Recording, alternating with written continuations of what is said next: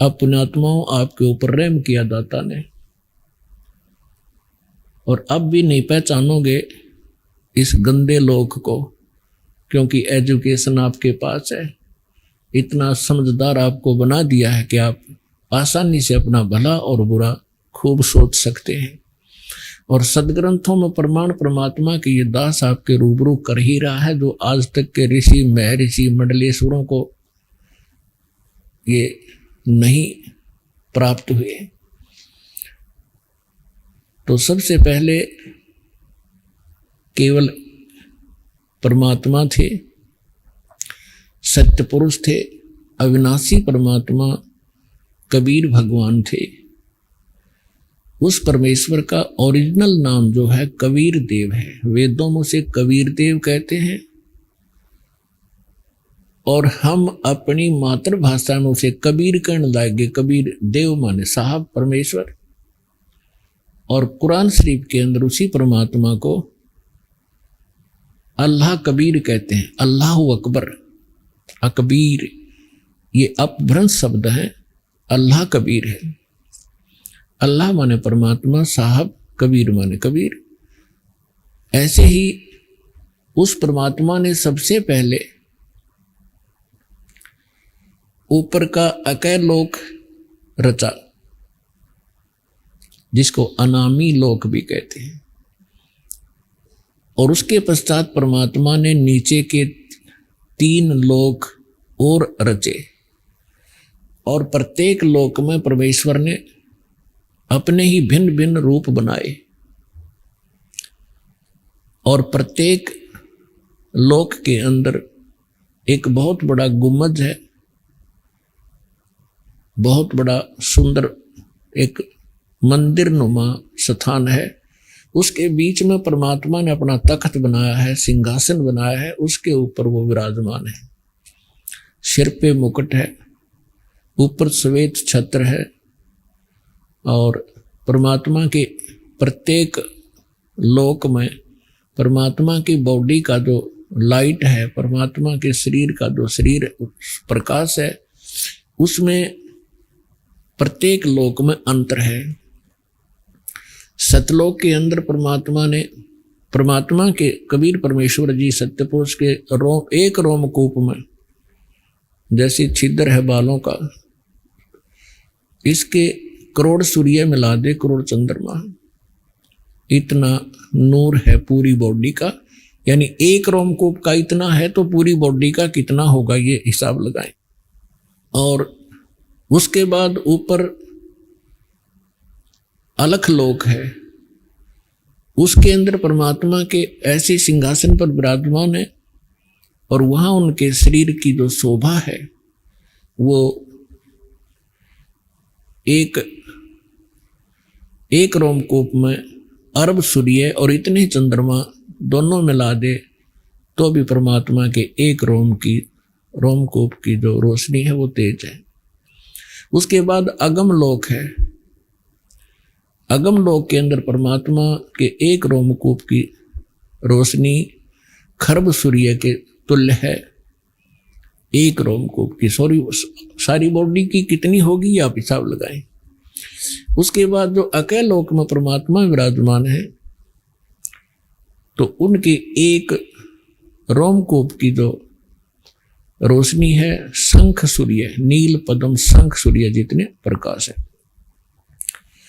सतलोक के अंदर परमात्मा ने सबसे पहले सृष्टि रचना की है। परमेश्वर कबीर जी ने आदरणीय धर्मदास साहिब जी को बताया, तो वो ज्ञानदास अपने शब्दों में आपके रूबरू करेगा। सबसे पहले परमात्मा ने एक वचन से 16 द्वीपों की रचना की सत्यलोक में, और फिर परमेश्वर ने अपने वचन से 16 सुत उत्पन्न किए, 16 पुत्र। प्रत्येक को एक एक द्वीप में रहने का आदेश दिया। कुछ समय उपरांत परमात्मा ने अपने उन्हीं 16 उत्पन्न पुत्रों में से, जिनमें से एक अचिंत है, उसका नाम अचिंत है, उससे कहा कि आप सृष्टि रचना करें, और परमात्मा ने उसको शक्ति दे दी, वचन दे दिया, आशीर्वाद दे दी। अचिंत ने अपने वचन से अक्षर पुरुष की उत्पत्ति की, और परमात्मा ने उन्हीं प्रत्येक द्वीप में एक मान सरोवर की रचना की। उस सतलोक के अंदर एक मान सरोवर की रचना भी उन द्वीपों के साथ ही की। और छोटे छोटे सरोवर तो सभी लोकों द्वीपों में बनाए ही जाते हैं। तो अक्षर पुरुष स्नान करने के लिए उस मान सरोवर में चले गए। तो पुण्यात्मा, वहां श्वासों से शरीर नहीं है, तो वहां जाकर के उसने पहले स्नान किया, फिर उस शीतल जल के अंदर आनंद से लेट गए, निंद्रा आ गई। काफी समय तक वो बाहर नहीं आए। अचिंत ने परमेश्वर से कहा कि परमात्मा, अक्षर पुरुष उठ नहीं रहा है और मैं सृष्टि रचने में हेल्पलेस हूं, विवश हूं, जब तक वो सरोवर से बाहर नहीं आएगा। तब परमात्मा ने कहा कि बेटा, मैंने आपको इसलिए ये सृष्टि रचने के लिए कहा था, और मुझे मालूम था कि आप नहीं कर सकते, लेकिन बीच में आपके कर्म बिगड़ जाते, आप सभी अपनी महिमा की भूख में कहीं गड़बड़ ना कर देते। इसलिए समर्थ का काम समर्थ ही कर सकता है, आगे से सावधान रहना पुत्र। यानी इस झटके से उन सभी जितने भी पुत्र थे जब तक उत्पन्न हुए थे, उन सभी को ये एक अच्छा लेसन प्राप्त हुआ। उसके बाद परमात्मा ने क्या किया, उसी सरोवर से थोड़ा सा अमृत लिया, अपने वचन से एक अंडा बना दिया। अंडे में अपने ही बॉडी से, शरीर से, वचन से एक आत्मा उसमें प्रवेश कर दी, और उस अंडे को उस सरोवर में छोड़ दिया। अंडा गड़गड़ करता हुआ जा रहा था, काफी विशाल अंडा बना दिया। एक तो पुण्यात्माओं, भक्ति मार्ग के अंदर, अध्यात्म मार्ग में आप अपने विज्ञान को मत अड़ाना, क्योंकि अध्यात्म मार्ग में कोई इम्पॉसिबल चीज नहीं होती। हमारी बुद्धि उसको ग्रहण नहीं कर पाती, वो हमारी कमजोरी है। इसलिए कोई भी ज्ञान दास आपको बतावे वो गॉड गिवन है। आप बालक हैं, आपकी बुद्धि नहीं कैच करे तो उसको नकारा ना करना, स्वीकार करना। अब जो ही वो अंडा नीचे को जा रहा था, अक्सर पुरुष की निंद्रा भंग होगी। जैसे कोई किसी को अधूरी निंद्रा से जगा दे किसी कारण से भी, तो उसको थोड़ा सा क्रोध होता है। इसी शोर आवाज से वो जागा और क्रोध से देखा कि किसने मेरी निंद्रा भंग करी। वो कोप अंडे में प्रवेश हुआ, जिस कारण उस कोप से अंडा फट गया। उसमें से ये ज्योत निरंजन सर पुरुष निकला। परमेश्वर ने कहा कि तुम दोनों बाहर आओ और अचिंत के द्वीप में चले जाओ।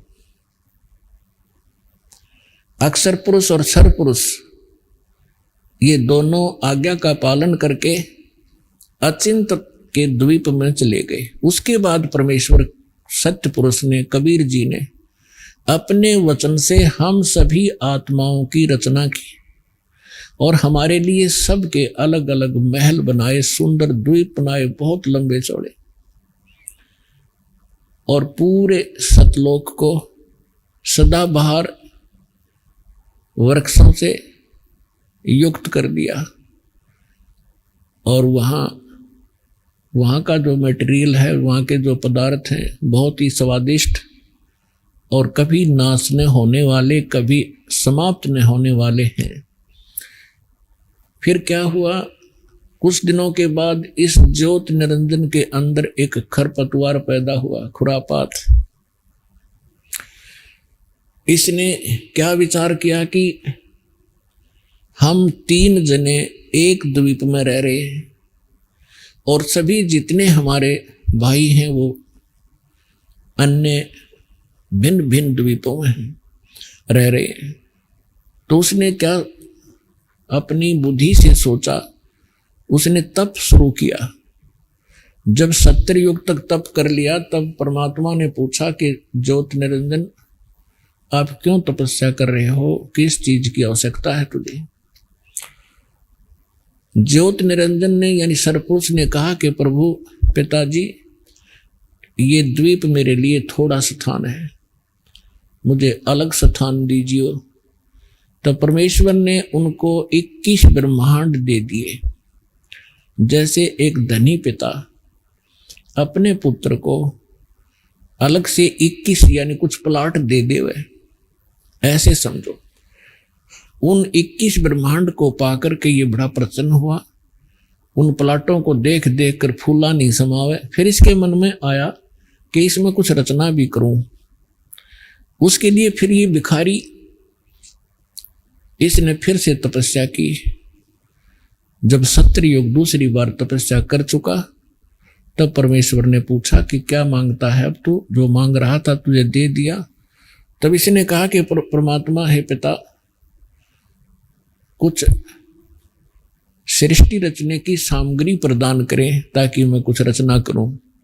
तब परमेश्वर ने, कबीर भगवान ने इसको 5 तत्व और 3 गुण दे दिए।